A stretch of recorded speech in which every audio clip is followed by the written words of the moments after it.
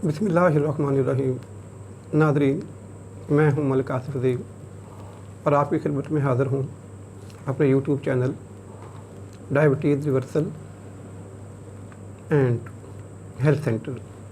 नाज़रीन, सबसे पहले तो मैं आपकी खिदमत में ये गुजारिश करना चाहता हूं कि इस चैनल को बनाने का मकसद क्या है। नो डाउट इस वक्त न्यूज़पेपर में, मैगज़ीन में, जर्नल्स में, यूट्यूब पे, गूगल पे एक फ्लक्स है इन्फॉर्मेशन का। किसी भी टॉपिक पे आपको कुछ भी ढूंढना है, कोई भी इन्फॉर्मेशन हासिल करनी है, तो हर चीज़ अब सिर्फ़ और सिर्फ एक क्लिक के फासले पर है। लेकिन सवाल ये है कि वो सारी इन्फॉर्मेशन, सारा डाटा अवेलेबल है। पहली बात तो ये है। दूसरी बात ये है कि जो अवेलेबल मटेरियल, अवेलेबल सर्च या अवेलेबल डाटा है, क्या वो एक लेमैन या आम आदमी की समझ में आने वाला है। इस चैनल का बुनियादी मकसद अपने तजर्बात आपके साथ शेयर करना है। अनफॉर्चुनेटली मेरी फैमिली हिस्ट्री डायबिटीज़ की, मेरी मदर वो डायबिटिक थी एंड अनफॉर्चुनेटली फौत हो गई। उसके बाद मेरे मामू जो कि he was hardly 48 year old, तो लास्ट ईयर उनकी डेथ भी डायबिटीज़ से हुई। उसके बाद अनफॉर्चुनेटली मैं खुद प्री डायबिटिक हो गया और तो वैसे तो आपकी फैमिली में भी आपका कोई प्यारा, कोई अजीज़ इस प्रॉब्लम का शिकार हो जाए तो तब भी इंसान को उतनी ही अज़ियत या मुसीबत से गुजरना पड़ता है, उतनी ही मुश्किल बर्दाश्त करता है। वो एक फितरती बात है कि इंसान की फितरत में अल्लाह ताला ने सेल्फिशनेस का एलिमेंट रखा है। तो जब किसी प्रॉब्लम से, किसी सिचुएशन से आपको बताते खुद कन्फ्रंट करना पड़ जाए तो फिर हमारी जो अप्रोच होती है वो एंटायरली डिफरेंट हो जाती है। हम कोशिश करते हैं कि जो स्टीरियोटाइप्स या आर्थोडॉक्स चीज़ें चल रही हैं उनसे एक कदम आगे जाके चीज़ों को परखा जाए, उनके बारे में सोचा जाए, उनको एनालाइज किया जाए। तो जब मैं खुद प्री डायबिटिक हुआ तो मैं बहुत सारी चीज़ें सोचने पे मजबूर हुआ। मतलब मैंने अपनी फैमिली के बारे में बताया है, अपने इर्द गिर्द अजीज़, दोस्त, जानने वाले, रिश्तेदार, उनमें बहुत सारे लोग डायबिटिक थे। अब हर बंदा डॉक्टर के पास भी जा रहा है, वो मेडिसिन भी ले रहा है, वो ट्रीटमेंट भी ले रहा है, लेकिन आराम किसी को नहीं आ रहा। देखने में जो चीज़ आ रही है कि आज एक बंदा डायबिटिक डायग्नोज हो गया है, उसके टेस्ट रिपोर्ट में ये चीज़ सामने आ गई है कि इस बंदे को डायबिटीज़ या शुगर हो गई है और वो डॉक्टर के पास चला गया है, उसने किसी भी फिजिशियन को, कंसल्टेंट को विज़िट किया है, उसकी एक्सपर्ट एडवाइस ली है। तो होता क्या है कि मामला शुरू होता है जी एक टैबलेट से। ये मोस्टली हमारे मुल्क में जो सिलसिला है कि मेटफॉर्मिन से शुरू किया जाता है कि वो इंसुलिन रेजिस्टेंस को कम करती है, इंसुलिन सेंसिटिविटी को बढ़ाती है। ये थोड़ी सी टेक्निकल टर्म्स हैं जिनको हम आगे जाके डिस्कस करेंगे। मतलब ये कि आप ये कह लीजिए कि ये एक सबसे प्राइमरी या बेसिक मेडिसिन है जो कि डायबिटीज़ को मैनेज या ट्रीट करने के काम आती है। अब होता क्या है कि स्टार्ट में एक गोली आप खा लें, एक टैबलेट ले लें, एक टैबलेट शुरू कर दी, 6 महीने, साल ये सिलसिला चलता है और उसके बाद डॉक्टर साहब कहते हैं कि नहीं अभी तो पेशेंट खुद फील करता है कि वो रिकवर नहीं हो रहा, बल्कि जो सिचुएशन है वो पहले से वर्स हो गई है। तो वो एक टैबलेट की बजाय 2 टैबलेट खाने की एडवाइस कर दी जाती है। ठीक है जी, खा लेते हैं, उसको फॉलो कर लिया। मज़ीद 6 माह गुजरते हैं तो पता चलता जी नहीं कि अब तो ये तो 2 टैबलेट से भी काम नहीं बन रहा, तो अब सुबह शाम 2-2 कर दें। चलें जी, वो भी कर दी। 6 महीने, साल और गुजर गया। तो उसके बाद देखने में आता है नहीं जी, अब आपका वो टैबलेट वाला तो आपका मामला ही नहीं रहा ना, इंसुलिन जी वाहिद हल है ना जी, इंसुलिन लगानी पड़ेगी, इंसुलिन। अब वो इंसुलिन एक साइकोलॉजिकल एक ऐसा फियर है हमारे लोगों के लिए कि लोग हमारे ये समझते हैं, लेमैन है, हमारे यहाँ लिटरेसी रेट कोई इतना ज़्यादा नहीं है, हमारी बहुत सारी बातें देहातों में रहती है, जो शहरों में भी है उनमें भी ज़ाहिर बात है अवेयरनेस का वो लेवल नहीं है। इवन पढ़े लिखे लोगों में भी, क्योंकि ये हमारी फील्ड नहीं है।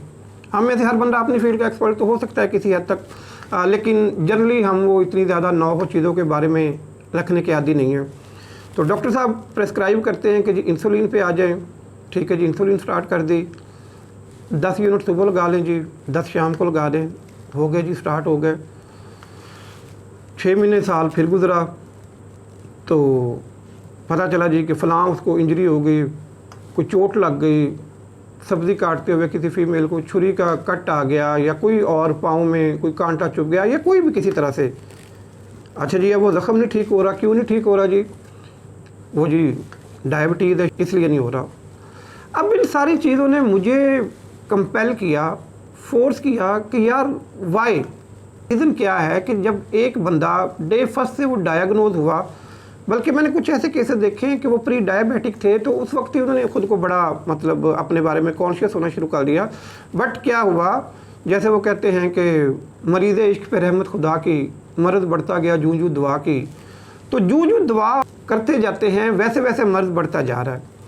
और रिजल्टेंटली क्या सुनने को मिलता है जी कि फ़लाँ की जनाब आईसाइट चली गई है, या एटलीस्ट वीक हो गई है शुगर की वजह से, फ़लाँ जानने वाले के जनाब दांतों का मसला आ गया है, फ़लाँ के किडनी फेलियर हो गया है, फ़लाँ को हार्ट अटैक हो गया है। उसकी बेसिक कॉज भी या रूट कॉज अगर देखी जाए तो वो कहीं ना कहीं जाके शुगर या डायबिटीज़ ही बनती है।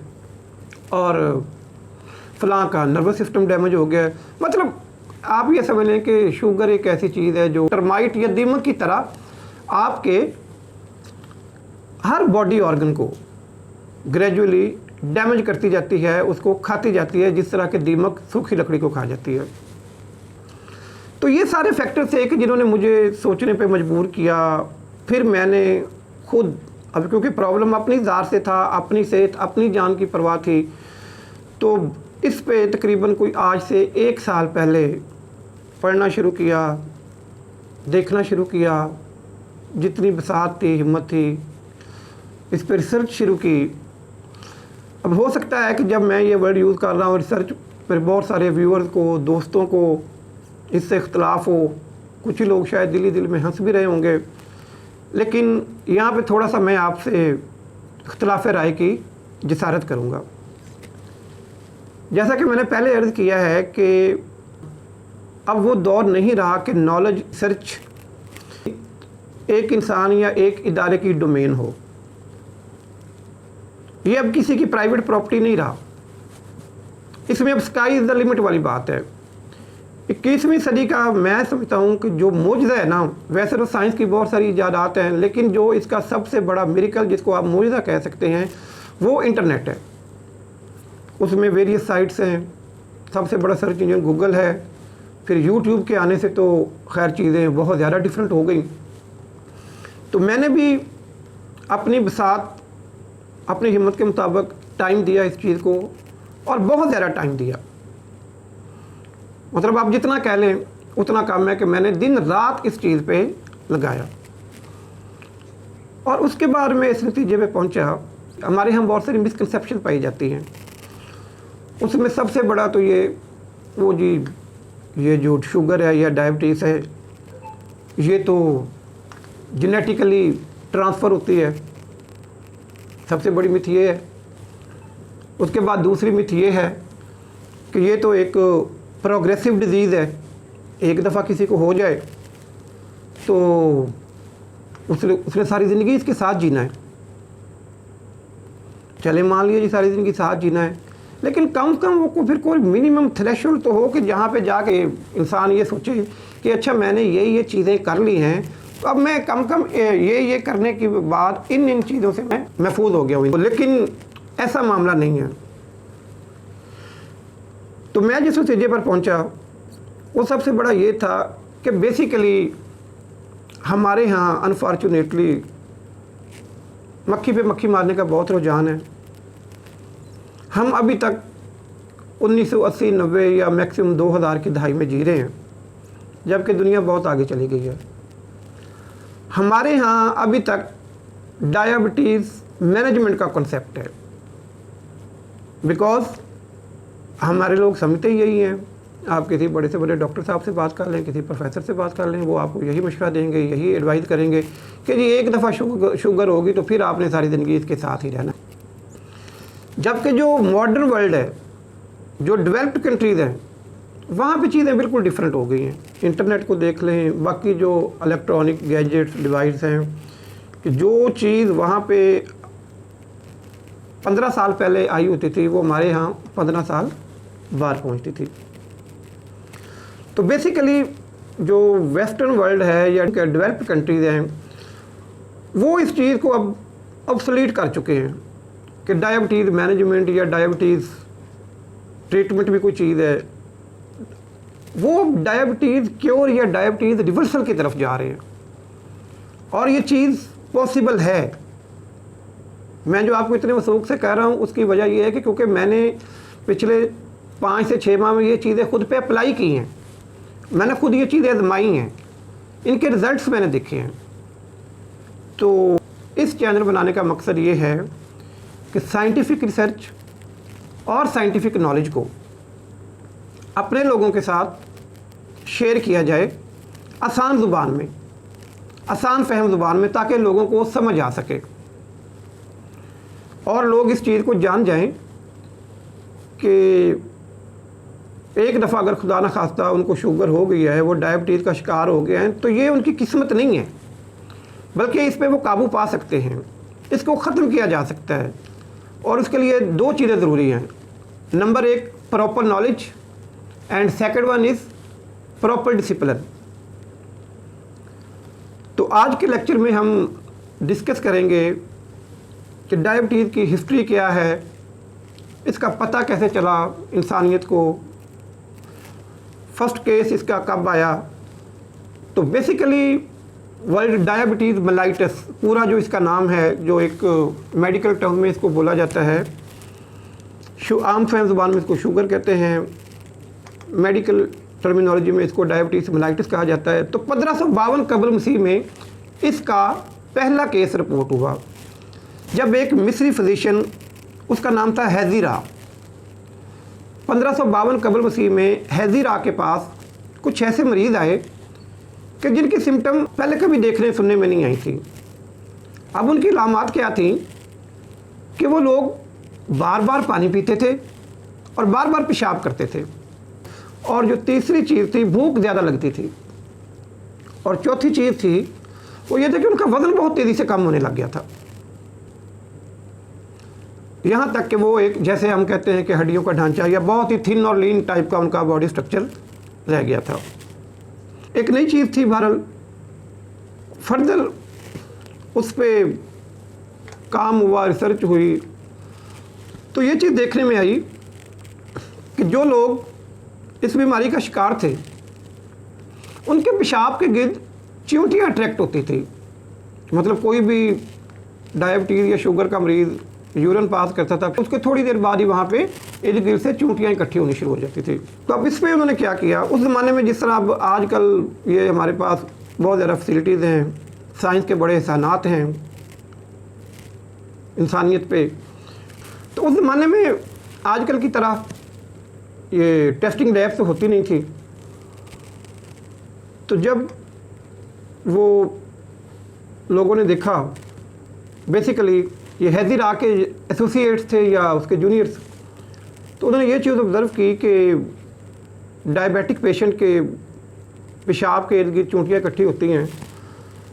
तो उस ज़माने में वाटर टेस्टर का कंसेप्ट होता था कि ऐसे लोग थे जो कि पानी को या मुख्तलिफ अद्वियात को टेस्ट करके बताते थे। तो इस मकसद के लिए वाटर टेस्टर की खिदमात हासिल की गई। तो जब वाटर टेस्टर्स ने डायबिटिक पेशेंट्स के पेशाब को टेस्ट किया तो पता चला कि उनके पेशाब में मिठास है। इसको पहले आधा नाम 150 ईस्वी में दिया गया। डायबिटीज़ बेसिकली एक यूनानी फिजिशियन अरेटियस का दिया हुआ नाम है। तो जो दूसरा हिस्सा है इसके नाम का, वो एक बरतानवी फिजिशियन जिसका नाम थॉमस विलिस था, उसने 1675 में ये नाम डिवाइड किया। अब एक कंडीशन सामने आ गई, लोगों ने अपने तौर पे अंदाजे लगाने शुरू कर दिए। तो 17वीं और 18वीं सदी में कुछ रिसर्च हुई लोगों ने डेलिब्रेशन की, इस पर ब्रेनस्टॉर्मिंग की, तो पता चला अगर फ़ैट खाई जाए सिर्फ, मतलब देसी घी आप कह लीजिए, चर्बी जानवरों की, मक्खन और एनिमल मीट, अगर ये 2 चीज़ें खाई जाएं तो उससे इस बीमारी पर काफ़ी हद तक काबू पाया जा सकता है। उसके बाद 1870 में एक फ्रेंच फिजिशियन था जिसका नाम था अपोलोनियर ब्यूचरेट। तो उसने भी इस डिज़ीज़ को ट्रीट करने के लिए, मतलब मैनेज या किसी हद तक कंट्रोल करने के लिए कुछ कंसेप्ट डिवाइड किए कि जैसे ओट मील, या एक उसने पोटैटो थेरेपी डिस्कवर की, और तीसरा जो एक मेजर कंसेप्ट था वो था स्टारवेशन डाइट। इस डिज़ीज़ को कंट्रोल करने के लिए या इस पर काबू पाने के लिए क्या है, स्टारवेशन डाइट, जिसको हम मुस्लिम, जैसे हम रमज़ान में रोज़े रखते हैं तो वो बेसिकली इसको फास्टिंग कहा जाता है, या एक फाका कशी, मतलब ये है कि एक सर्टन टाइम पीरियड तक, मिनिमम टाइम पीरियड तक खाने पीने से परहेज़ करना। तो 1916 में बोस्टन के रहने वाले एक साइंसदान थे जिनका नाम था एलियट जोसलिन। तो इन्होंने एक किताब लिखी, ट्रीटमेंट ऑफ डायबिटीज़ मेलाइटस। अपने ज़माने की ये बड़ी मशहूर किताब थी जिसमें कि इन्होंने डायबिटीज़ ट्रीट करने का तरीका बताया, मैनेज करने का तरीका बताया, और इस किताब की पब्लिशिंग ने इनको अपने ज़माने का एक लीडिंग डायबिटिशियन बना दिया। तो उन्होंने ये सजेस्ट किया कि फास्टिंग और रेगुलर एक्सरसाइज करने से इस बीमारी पर किसी हद तक काबू पाया जा सकता है। रिसर्च होती रही, तहकीक होती रही, यहाँ तक कि 1899 में 2 फ्रांसीसी साइंसदान जिनके नाम ऑस्कर मिन्कोविस्की और जोसेफ मेरिंग थे, इन्होंने ये डिस्कवर किया कि अगर कुत्ते का पैंक्रियास या लबलबा वो रिमूव कर दिया जाए तो डॉग यानी कि कुत्ते में डायबिटीज़ से मिलती जुलती अलामात पैदा होना शुरू हो जाती हैं। उसके बाद सन 1900 में एक जर्मन साइंसदान थे जोसेफ जुल्जर। तो जोसेफ जुल्जर ने दरियाफ्त किया कि पैंक्रियाज की जो सेक्रेशन है, जो उसकी रतूबत है या उसका जूस है, अगर वो डायबिटीज़ से मुतासरा किसी शख्स को लगाया जाए तो उसकी कंडीशन में, उसकी हालत में बेहतरी वाक़ हो जाती है। यह सिलसिला चलता रहा यहाँ तक कि 1922 में एक कैनेडियन साइंसदान जिसका नाम था फ्रेडरिक बेंटिंग। तो फ्रेडरिक बेंटिंग और उनकी टीम ने पहली दफ़ा किसी ज़िंदा इंसान को इंसुलिन इंजेक्ट की आउटर सोर्स से, और जो एक अभी तक हमारे थर्ड वर्ल्ड कंट्री में स्पेशली जो तरीका चल रहा है ये डायबिटीज़ की मैनेजमेंट या ट्रीटमेंट का, ये मेनली कह लें कि उसी पे बेस कर रहा है ना। तो कि हम इंसुलिन को इंजेक्ट करते हैं, टाइप 1 को तो करनी पड़ती है, इवन जो टाइप 2 के पेशेंट्स हैं उसको भी इंसुलिन से ही मेनली ट्रीट किया जाता है। तो ये फ्रेडरिक बेंटिंग और इसकी टीम ने जब पहली दफ़ा ये इंसुलिन लगाई 1922 में एक पेशेंट को, तो इसके नतीजे के तौर पर 1923 में उन्हें नोबेल प्राइज़ मेडिसिन के शोबे में दिया गया। तो नाज़रीन, ये आज का मेरा लेक्चर था। तो बेसिकली ये जो चैनल है ये इसमें सीरीज़ है डायबिटीज़ मैनेजमेंट, डायबिटीज़ ट्रीटमेंट और फाइनली डायबिटीज़ रिवर्सल, क्योंकि हमारा जो एम है डायबिटीज़ को रिवर्स करना, इसको इरेडिकेट करना परमानेंटली किसी भी इंसान के जिस्म से। और अल्हम्दुलिल्लाह ये चीज़ पॉसिबल है और ये मैंने खुद अपने आप पे अप्लाई की है। तो आज के लिए सिर्फ इतना ही। अपना ख्याल रखिएगा, और अगर आपको मेरी ये वीडियो पसंद आई तो आप इसको लाइक कीजिएगा और मेरे चैनल को सब्सक्राइब करें और बेल आइकॉन को प्रेस करें। अल्लाह हाफ़िज़।